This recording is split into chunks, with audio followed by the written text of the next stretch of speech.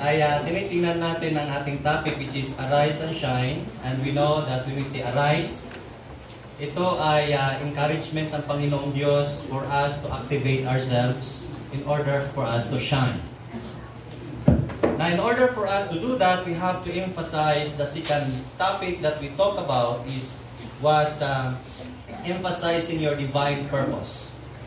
Ang bawat isa sa atin ay alam natin na mayroong dahilan ng Diyos sa buhay ng bawat isa. At ang mga purpose at layunin na ito ay hindi para sa ating sarili, kundi mayroong purpose ng Panginoong Diyos. Dahil siya ang may likha sa bawat isa sa atin.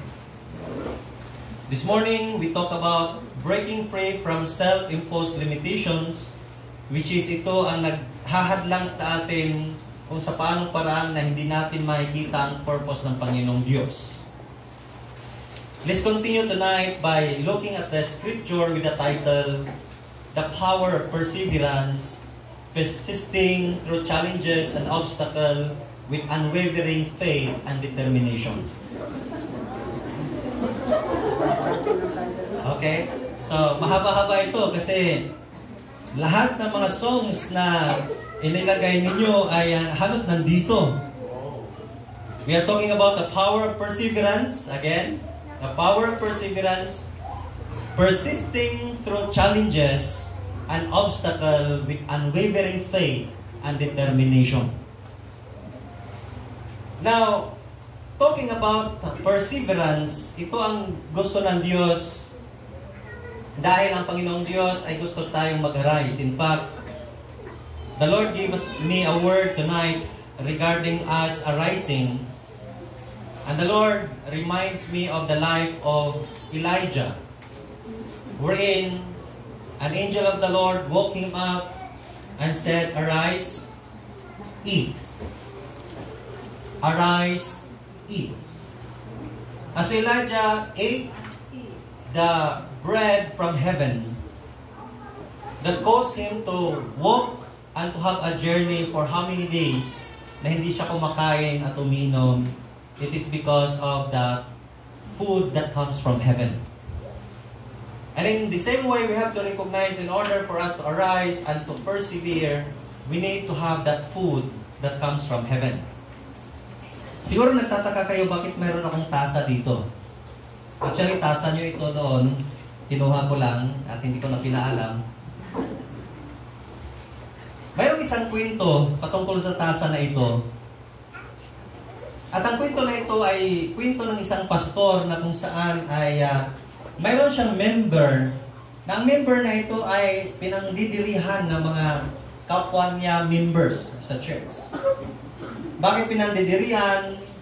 Well, just to make our story worse, itong member na ito ay wala talaga, hindi siya marunong mag-toothbrush. Ilang buwan.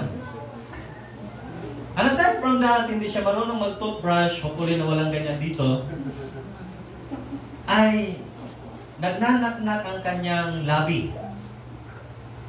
So talagang pinagdidirihan siya ng marami. Kung pwede lang, kapatid nila sa Panginoong Diyos, pero kung pwede lang, hindi nila makausap. Talagang nandidiri in short ng mga tao. And of course, ang pastor ay ganoon din. Mayroon siyang pandidiri, pero dahil member niya, so hindi niya pinapahalata na nandiri siya. So ang ginagawa ng pastor na ito ay mayroon siyang ugali na magbisita sa mga members. But in the time na darating siya sa bahay ng member na ito ng pinagdirihan, gumagawa siya ng paraan kung paano siya maki-escape. So hahanap siya ng daan para makaiwas sa bahay na yon. And many times, ginagawa niya ito, napapansin namin, bakit? Parang napapansin ko si pastor kanina, bakit nawala bigla? Alam niya na nagbibisita si pastor, bakit sa kanya hindi bumibisita? Nakikita niya hanggang kaway-kaway lang, tapos mamaya nawala na si pastor. Bakit kaya? Anyway, sabi niya, gagawin ko kaya titingnan ko kung saan si pastor dumadaan. So ang ginawa niya, talagang hinuli niya si pastor. Isang araw nagbibisita si pastor, and of course, alam na niya ang kanyang dinadaanan, only to find out na pagdating niya sa lugar na yon, instead na iiwas siya, ay binulaga siya sa harapan. Huli ka, pastor. Good morning. Ay, good morning, kapatid. Nagbibisita kay pastor. Oo, nagbibisita at tinitingnan ko yung bahay mo lagi, parang walang tao. Pero actually, tinitingnan niya sa malayo at iniiwasan niya lang for some reason.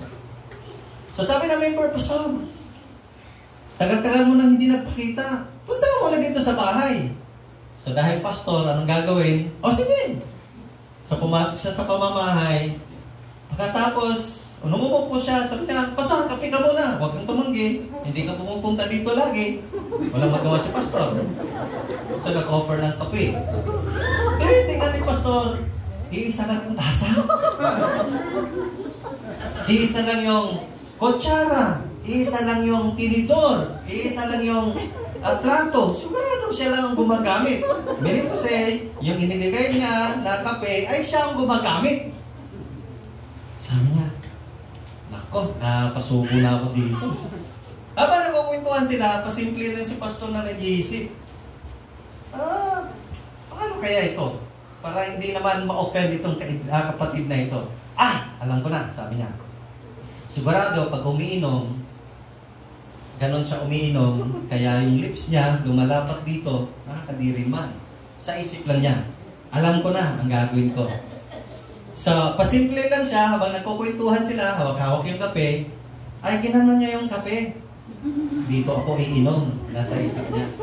So, habang nagkukwentuhan sila, bigla siya nagsip ng ganyan. Tumawa yung binisita. Kakaiba kang uminom ng kape, pastor ah. Sabi ni pastor, talagang ganyan ang style ko sa pag-inom. Sabi niya, pastor, parehas pala tayo. So talagang hindi siya nakaiwas sa nangyari, talagang sa kakaiwas niya, nabulaga siya pa rin. Well, dahil siya ang pastor, kailangan niyang mag-persevere. And then we have to recognize as believers, maraming mga obstacle, maraming mga nakahadlang sa ating spiritual life, wherein minsan ay ayaw natin, and yet, ang mga bagay na ito ay nilagay ng Diyos in order for us to learn to persevere. In the Word of God, we know that all of us will face troubles and trials. Ang sabi dito sa John chapter 16, verse 33, "These things I have spoken to you, that in me you may have peace. In the world, you will have tribulation. But be of good cheer, I have overcome the world." Now, the Lord Jesus Christ reminded His followers na sa mundong ito ay mayroong tribulation, and yet in God there is peace. So ano ang dapat natin gawin? Recognizing that the world is full of trouble. Ang Panginoong Diyos, siya yung dapat nating sandigan. So, ang mga bagay na ito ay nangyayari because the Lord wanted us to be refined. The Lord wants to test us. In 1 Peter chapter 1, verse 6 and 7, ang sabi dito, "In this, you will greatly rejoice, though now for a little while, if need be, you have been grieved by various trials." Sabihin man natin, various trials. "That the genuineness of your faith, being much more precious than gold that perishes, though it is tested by fire, may be found to praise, honor, and glory to the revelation of Jesus Christ." As we sing this song a while back, talking about the coming of the Lord is yet at hand. Our journey is from here to heaven. We have a long journey. And we have to recognize that like Elijah, who took that bread from heaven, that we have to partake of the bread from heaven. Of course, the first bread is no other than the Lord Jesus. And of course, we know the bread from heaven, the manna that comes from heaven, the words of God. Walang ibang pwedeng magpapalakas sa atin kundi ang salita ng Diyos. At ang salita ng Diyos na ito, siya yung magiging dahilan upang ang bawat isa sa atin anuman ang hadlang sa buhay, anuman ang mga hirap na daraanan natin, ay mapagtagumpayan ng bawat isa. So in the Word of God said, "Arise, shine, for the light has come." We are talking about us, people of the Lord. Gusto ng Diyos na tayo ay mag-desire na mag-move on by the grace of God. And so there's a need to endure in the life of a believer. It's not easy to be a pastor. I know what pastoral is all about. At marami sa atin dito ay mga pastors. At siguro yung iba dahil sa hirap na mga naranasan ng mga pastor, ayaw nyo nang magpastor. In fact, mayroong isang kwento. Alam ko, kwento na ito, siguro naririnig nyo na kasi naririnig ko rin ito galing dito eh. Na may contest kung paano pa iyakin yung kalabaw. So maraming mga contestant. Malaki ang premyo eh. So, talagang ginagawa ng iba, kumukuha ng latigo, pinaglalatigo ang kalabaw. Hindi umiyak. Talagang matigas yung kalabaw. Puro eh. So lahat, nag-fail. Yung pastor, pumunta doon, umupo yung pastor. Sabi niya sa kalabaw, alam mo, hirap pala na magpastor dito sa lugar niyo. Nakikinig yung kalabaw. Yung mga membro, hindi sumusunod sa akin. Hindi ako taga rito. Hindi mo lang sila nagbibigay sa akin ng pagkain. Alam mo, lagi akong gutom. Hirap pala. Pininto niya yung buhay niya sa kalabaw. Umiyak yung kalabaw. Naawa yung kalabaw sa kanya. Kasi panalo siya. After 1 year, mayroong namang contest ulit. Kung paano patakbuhin ng kalabaw. Again, mayroong contestant na pumunta at ano-anong ginagawa para tumakbo ang kalabaw. Ang tigas talaga. Yung pastor sumali ulit sa contest. Nakita siya ng kalabaw. Ito yung, sabi ng kalabaw, ito yung pastor na ito ah. Sabi ng pastor, oh, kita na naman tayo. Oh, anong tinitingin mo sa akin? Gusto mong magpastor? Tumakbo yung kalabaw. Pati yung kalabaw ay dinadamay natin sa kwento. And yet we have to recognize it's hard. And many of us probably tinawag ng Diyos na magpastor and we try to avoid. But don't you know that to become a pastor ay once na kinain natin ang nagbibigay sa atin ng lakas, ang pagpapastor ay mayroong grasya, mayroong biyaya na nagmumula sa Diyos. And this is the desire of God for us to endure. Hebrews 12 verses 1 to 3, kung narito'y, therefore as we also, since we are surrounded by a cloud of witnesses, let us lay aside every weight and the sin which so easily ensnares us, and let us run with endurance the race that is set before us, looking unto Jesus. So sa paanong paraan na ma-overcome natin ang lahat na difficulties, lahat ng mga hadlang sa buhay, when we focus our eyes on the Lord Jesus, the author and the finisher of our faith, who for the joy set before Him, He endured the cross, despising the shame, and has sat down at the right hand of the throne of God. And Paul said, for consider Him who endured such hostility from sinners against Himself, lest you become weary and discouraged in your soul. And so, in spite of difficulties, in spite of that, ang gusto ng Diyos, ang bawat isa sa atin ay magiging mananagumpay. Sabihin natin sa ating katabi, mananagumpay ka. Once na tayo ay magiging mananagumpay, ang pagiging mananagumpay ay isang buhay na gusto ng Diyos na makita natin. So number 1, makita natin that in the Bible there are example of perseverance. Letter A, the life of Job. Job's perseverance through suffering. Alam natin kung ano nangyari kay Job. Naranasan na niya lahat ng mga bagay na nangyari sa kanya. And yet, right after that, yung kanyang mga ari-arian ay nawala, yung kanyang mga anak ay namatay. Pagkatapos niyan, narinig ni Job yon. Ang sabi dito, then Job arose, Job chapter 1, verse 20 to 22.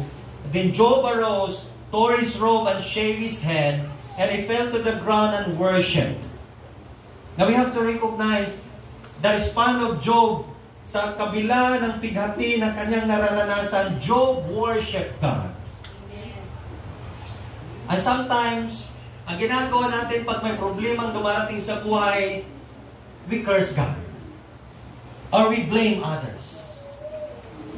Hindi ito ang ugali ni Job. At bakit ganito ang ugali ni Job? He worshiped God. Don't you know why? It is because ugali ni Job ang laging dumarating sa presensya ng Diyos araw-araw. Ang sabi ng salita ng Diyos, daily.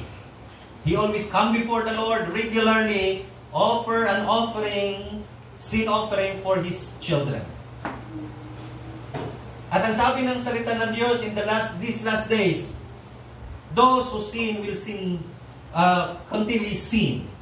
But those who live a righteous life will continually live a righteous life. And this is our stand. Si Job, he arose and he tore his robe, and shaved his head. He fell to the ground and worshipped. And Job said, naked I came from my mother's womb, and naked shall I return there. The Lord gave and the Lord has taken away. Blessed be the name of the Lord. In all this, Job did not sin nor charge God with wrong. Now, kung titingnan natin ang buhay ni Job, it seems as if parang simple lang sa kanyang gawin ito. But this was the lifestyle of Job, na patuloy siyang dumarating sa Diyos. Natutunan niya mag-persevere, it is because of the grace of God. Job 13 verse 15, ang sabi ni Job, though he slay me, yet I trust Him. Even so, I will defend my own ways before Him. Na hindi lang yung lahat na kinuha ng Diyos. Hindi yung mga anak lang ang kinuha ng Diyos. Even Job said, kahit ako'y patayin ng Diyos, pagtitiwala pa rin ako sa Kanya. And what a commitment. What a commitment. As ang salitang commitment ay kusang darating sa atin kung tayo ay patuloy na nagbibigay ng ating mga sarili sa Diyos. Another person who persevered in the sight of God was Paul. Paul's perseverance through hardships and persecution. In 2 Corinthians chapter 11 verse 23 up to 28, ang sabi ni Paul, are they ministers of Christ? I speak as a fool. I am more. And labor more abundantly, in strife above measure, and prison more frequently, in death often. From the Jews 5 times I received 40 stripe minus 1. 3 times I was beaten with rod. Once I was stoned. 3 times I was shipwrecked. A night and a day I have been in the deep. In journey often. In perils of waters. In perils of robbers. In perils of my own countrymen. In perils of the Gentiles. In perils of the city. In perils in the wilderness. In perils in the sea. In perils among false brethren. In weariness and toil. In sleeplessness often, in hunger and thirst, in fasting often, in cold and nakedness. Beside the other things, what comes upon me daily, my deep concern for all the churches. Now, kung titingnan natin ito, napakaraming naranasan ni Paul. Ayet, ano ba ang nagbibigay sa kanya ng grasya para magpatuloy? Para mag-persevere siya, ang kanyang calling sa Panginoong Diyos. And so we talk about, we have to embrace our divine calling, our divine purpose. Bakit? Kasi pag in-embrace natin ang divine purpose ng Diyos sa buhay ng bagay sa atin, mayroong grace ang Diyos na darating sa bawat isa. Kaya anuman ang ating mga nararanasang bagay na masasabi nating hirap sa buhay, kunin lang natin ang biyaya ng Diyos. At ang biyaya ng Diyos, siya yung magbibigay sa atin ng kapangyarihan, ng kalakasan upang tayo'y magpatuloy. Not only the Bible example of perseverance, but we have to recognize, number 2, the power of perseverance. Why we need to persevere? Because when we persevere, it builds right character and spiritual maturity in our lives. Once we persevere, it will create character, building a character in us and spiritual maturity. ang Panginoong Diyos ay hindi siya sadista. Alam niyo yung sadistang tao? Pahirapan mo yung isang tao at once makita mo yung tao na hihirapan, ay masaya ka. Hindi siya ganun. Hindi siya nasisiyahan pag tayo nahihirapan. Ngunit ang kahirapan, ang paghihirap na ating naranasan, ay gusto ng Diyos natin maranasan because it builds us. It forms us. Our spiritual maturity. Romans chapter 5 verse 3 to 5. Ang sabi dito, not only that, but we also glory in tribulation. Now Paul says, we also glory in tribulation. Tayo ba ay gino-glorify natin ang tribulation o iniiwasan natin ang tribulation? And why Paul said, we also glory in tribulation, kunana, knowing that tribulation produces perseverance. So the reason why we experience tribulation, kung bakit may mga tao kahit ginagawa mo na yung tama, mali ka pa rin, kung bakit may mga taong talagang asungot, may mga taong sakit sa ulo, may mga kapitbahay kang hindi nakakaunawa sa iyo, it is because inilagay ng Diyos sa mga yan in order for you to persevere. In order for us to persevere. Why? Verse 4, perseverance. When there's perseverance, there comes character. And when there's a character, then there's hope. Verse 5, now hope does not disappoint, because the love of God has been poured out in our hearts by the Holy Spirit who was given to us. And again, for us Pentecostals, we major more on Holy Spirit. You know why? Not by might, nor by power, but by the Holy Spirit, says the Lord. Amen. Hindi natin makakaya sa sarili natin, but by the grace of God, by the Holy Spirit of God. James 1 verse 2 to 4, ang sabi dito, my brethren, count it all joy when you fall into various trials. Anong gagawin mo pagka ikaw ay nandyan sa iba't ibang klaseng pagsubok? Ang sabi dito, count it all joy. Sa Tagalog, Tagalogin niyo nga, Pastor. Count it all joy. Huwag niyong ipagtaka ang pagbibigat ng mga pagsubok. Okay? Count it all joy. Paano ulit?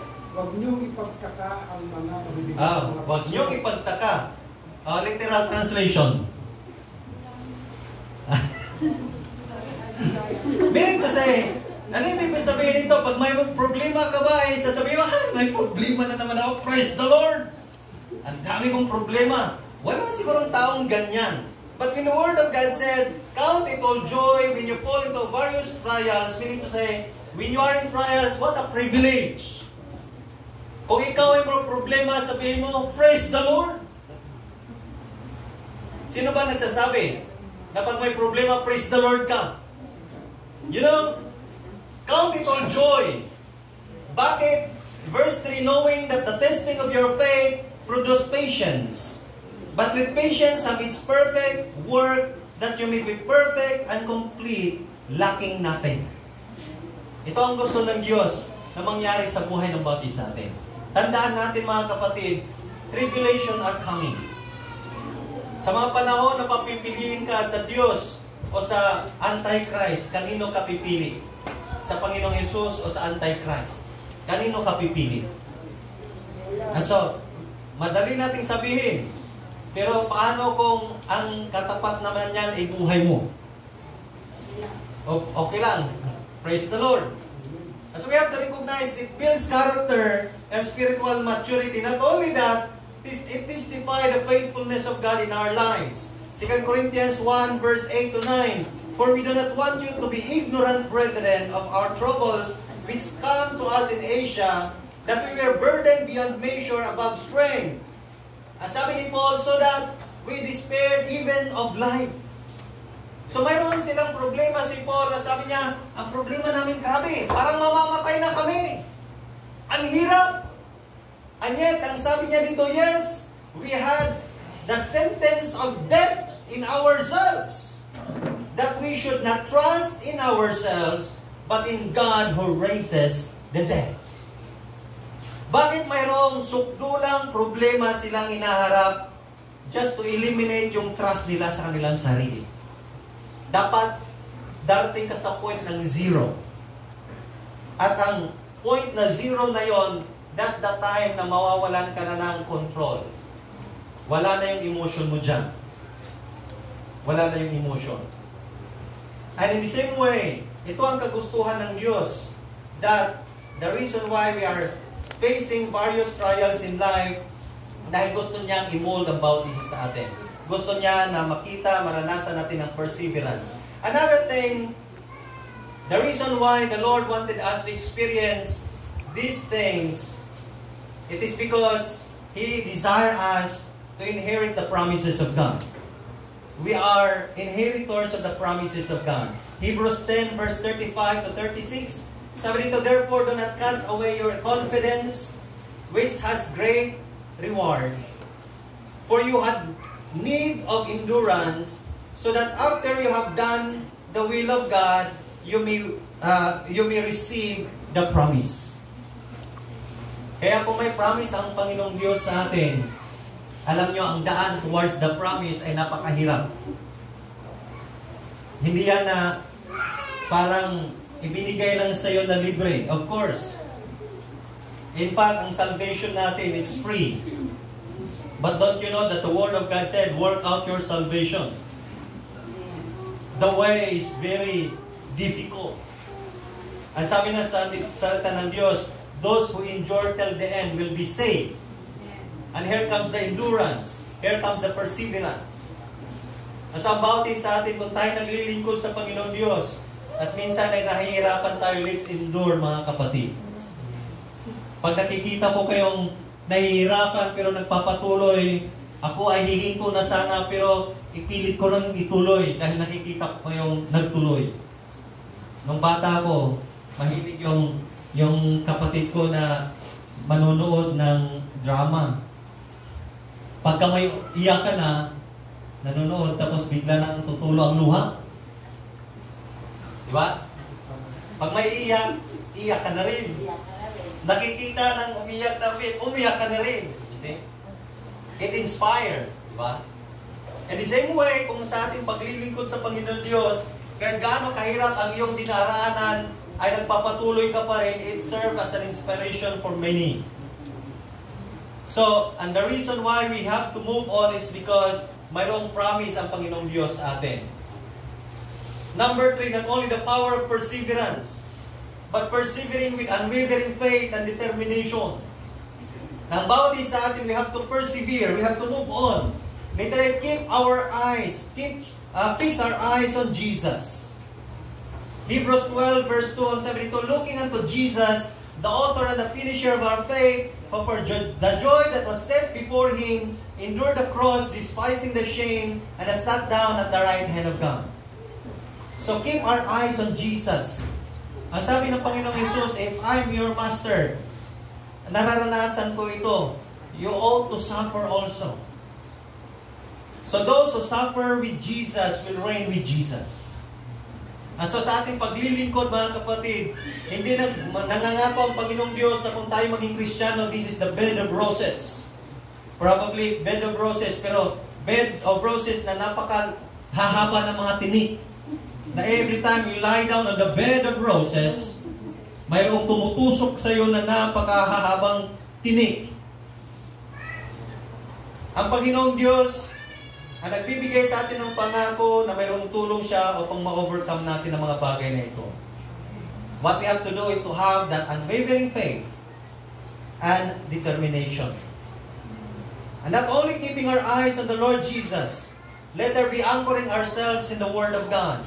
Psalms 119 verse 105, ang sabi dito, your word is a lamp to my feet and a light to my path. Ang salita ng Panginoong Diyos, ito ay liwanag. Ito ay ilaw sa ating mga paa at liwanag sa ating daraanan. Ano ibig sabihin nito? Lamp to my feet. It is because ito ay magbibigay sa atin ng direksyon kung saan tayo pupunta.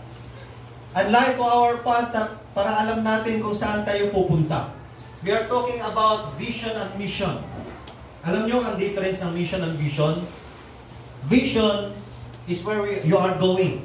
mission is your way, way on how to go there. In short, kung pupunta ka ng Candon, that's your vision going to Candon.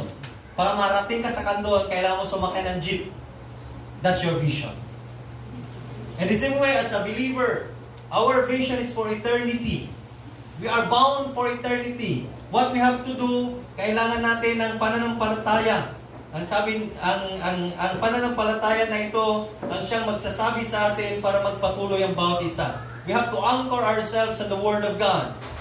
Let us see, relying on the power of the Holy Spirit, Ephesians 3 verse 16, that He would grant you according to the riches of His glory to be strengthened with the might through His Spirit in the inner man.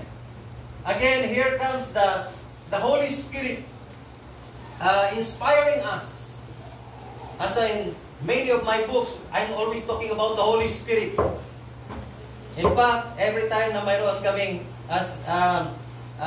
anniversary sa church, I situate na mayroon kaming Holy Spirit Seminar. We already have our Holy Spirit Seminar, Fire of the Holy Spirit Seminar, Fruit of the Holy Spirit Seminar, ano pa ba? Gift of the Holy Spirit Seminar. We are talking about the Holy Spirit. You know why? It's the Holy Spirit. Kailangan natin ang banal na Espiritu Santo. As the Word of God said, in these last days, ang banal na Espiritu Santo ang siyang magpapalakas sa ating inner man. Mga kapatid, hindi na yung mga tao na sa paligid ang mag-encourage sa atin. Sometimes they will serve as a discouragement for us, and yet the Holy Spirit will inspire us to move on by the grace of God. Not only rely on the Holy Spirit of God, but we have to be surrounded ourselves with a supportive community. And that's the reason we need the church. That's the reason why kailangan natin ang gathering. Galatians 6 verse 2, bear one another's burden and so fulfill the law of Christ. Once na nahihirapan na yung isa, what we have to do is to encourage them to move on. Hebrews chapter 10 verse 24 to 25. And let us consider one another in order to stir up love and good works, not forsaking the assembling of ourselves together, as is the manner of some, but exhorting one another, and so much more that as you see the day approaching. We are talking about the coming of the Lord Jesus. Sa mga kapatid, ito lang ang pag-asa ng Diyos about this sa atin. Nandito tayo sa tagiliran ng bawat isa. Let's give our hands. Let's help the work of God. Huwag sana nating hayaan ang mga pastor na sila lang o mga leaders na sila lang. Don't you know, ang bawat isa ay mananagot tayo sa harapan ng Diyos. Sasabihin ng Diyos sa atin, well done, good and faithful servant. So ang part ng mga pastors and leaders is to help the church to grow also. And how I wish, one day, if I will visit you again, hindi lang 7 churches ang nagpi-fellowship, baka 70 churches ang nagpi-fellowship. At sa panong paraan, magiging amen at mangyayari ito kung ang bawat isa sa atin will give our hands for the ministry. If we will help one another, if we are willing to pay the price, just to work in the ministry by the grace of God. By the grace of God. And lastly, the reward of perseverance. The reward of perseverance, literally receiving the crown of life. Receiving the crown of life. James chapter 1 verse 12, ang sabi dito, blessed is the man who endures temptation, for when he has been approved, he will receive the crown of life, which the Lord has promised to those who love Him. Na mayroong crown of life, mayroong maraming kuruna na naghihintay sa atin sa kaharian ng Diyos. What we have to do is to persevere, and there's a reward of perseverance as God's people. Malapit nang darating ang katapusan ng mundo, mga kapatid. Alam natin, nagigit-gitan ng Pilipinas against China. Alam natin, maraming nangyayari sa paligid. So baka mabulaga tayo isang araw. Huwag na natin isipin ang mga bagay na gusto pa natin. tingnan natin ang pinapagawa ng Diyos. Amen? Sabihin natin na sa ating mga katabi, gawin natin ang pinapagawa ng Diyos. See you there. Another thing, not only receiving the crown of life, but sharing in the suffering of Christ. Romans chapter 8 verse 17. And if children, then heirs of God, and joint heir with Christ, if indeed we suffer with Him, that we all may also be glorified together. So if you suffer in the name of Jesus, it is because God's desire is for you to be glorified with Jesus. Itong mga young people ni Pastor Richard, young people. Alam natin, sakit sa katawan nila siguro. Pag uwi niyan, hindi ko alam, baka sa Sunday ko makapagsimba yan, Pastor. Baka nagpapahinga. Ayan, to recognize sa inyo namin mga kapatid, salamat sa pagdating. It's an encouragement for us, sa amin ng mga bata-bata pa, ibibigay rin namin ang best namin. And yet, when you come, you suffer. Hindi madali ang mag-travel. Di ba? Hindi madali. You need to pay. Kahit inire-reimburse yung payment, yung hirap na lang. Nung pumunta kami sa Leyte, na misis ko, gusto niya. Sabi ko, sige, mag-bus tayo. 30 hours. Tinitinan ko yung misis ko. Girlfriend ko pa noon. So, gusto ko ipakilala sa mama ko. Kasi nung nag-graduate ako ng college, I graduated as a magna cum laude and I gave my medal to my mom. And this time, mag-aasawa ko and I said, this is my trophy. And so I have to present her to my mom. Tapos, gustong-gusto niya, excited siya. 5 hours. 10 hours, hindi na mapakalig yung quit niya. 10 hours pa lang yun ha. Wala pa tayo sa kalahati. Wala, 15 hours, nakaganyan na siya. Yung takbo ng bus is 100 km per hour. Talagang, yung point mo, hindi ko lang alam kung mararamdaman mo pag may point ka. Talagang, ang hirap, tagtag. Nakita ko yung misis ko na ganyan na. Ano nangyari sa'yo? Sakit tiyan mo? Hindi, sakit ng point ko. 30 hours. Pagdating namin doon, nung pag-uwi namin, sabi ko, basta ulit tayo? Sabi niya, hindi na. Mag-aeroplane na tayo. Okay? Endurance. And so, sharing the suffering. Now, if we love, of course, pinapakita niya yung pagmamahal niya sa akin. And she suffered with me. And the more I love her. See? In the same way, when we suffer with Jesus, dito ipapakita, makikita ng Panginoong Diyos ang ating pagmamahal. 2 Corinthians 4:17. For our light affliction, which is but for a moment, is working for us a far more exceeding and eternal weight of glory. Mga kapatid, ang sabi dito, for our light affliction. Yung mga hindi gaanong mabibigat na nating nararamdaman, nabigat sa buhay ng dahil sa ating pagsunod sa Panginoong Diyos, that is just for a moment. Ang sabi nito is working for us a far more exceeding and eternal weight of glory. Just to think of it, ang mga madadaling hirap na ating naranasan sa ating paglilingkod sa Panginoong Diyos, there is a more exceeding eternal weight of glory. And how much more yung mga bibigat nating pasanin sa buhay because of Jesus Christ. And so we need to persevere. Arise, shine. We have to activate ourselves. Again, as what the Word of God said, ang pagbigay natin ng isang basong tubig sa isang batang nauuhaw ay hindi mawawala ang ating pagpapala mula sa Diyos. Lahat natin ginagawa, gawin natin ito sa pangalan ng Panginoong Jesus. And surely the Lord will reward us. Not only sharing the suffering of Christ, but let us see, there's an eternal glory and honor for us. Eternal glory and honor. 2 Corinthians 4:16-18. Therefore we do not lose heart, even though our outward man is perishing. Yet the inward man is being renewed day by day. Mga kapatid, di bali na tumanda tayo sa harapan ng Diyos. Basta yung inner man natin ay na-renew day by day. Ang sabi ng Panginoon Diyos, sa iyong pagtanda, kahit maputi, pumuti ang iyong buhok, I still be with you. I will carry you. I'm promising you.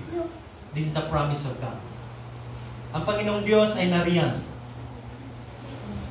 Yet the inner man is being renewed day by day. Verse 17, for our light affliction, which is for a moment, is working for us a far exceeding an eternal weight of glory, while we do not look at the things which are seen, but at the things which are not seen. For the things which are seen are temporary, but the things which are not seen are eternal. Mga kapatid, lahat ng nakikita natin ay temporary. Yung bahay natin ay temporary. Yung aso mo ay temporary. Yung pagmulaan mo ay temporary. Hindi mawawala yan. Mawawala, of course, mga yan. And yet, ang sabi ng salita ng Diyos, but the things which are not seen are eternal. Sa paanong paraan natin makikita ito, mga kapatid? Lahat ng mga hindi nakikita ay eternal. When we arise, when we activate ourselves, you will surely shine. Again, it's our part to respond. And it's God's part to bring you there. Mayroong pangako ang Diyos. Mayroong pangako ng Diyos. As in conclusion, Tatangarabi, after all, the thing na napag-usapan natin, mga kapatid, here comes a conclusion for this convention. That my desire and God's desire for us is for us to commit to persevering through challenges with unwavering faith and determination. Commit yourself. Kung ikaw man ay inilagay ng Diyos sa sitwasyon na medyo nahihirapan ka, kung ikaw man ay nahihirapan sa gabi na ito, that's good.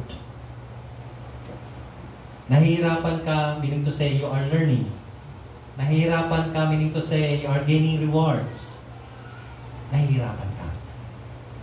When we persevere, we experience the power of God and participate in His eternal purposes sa buhay ng bawat isa.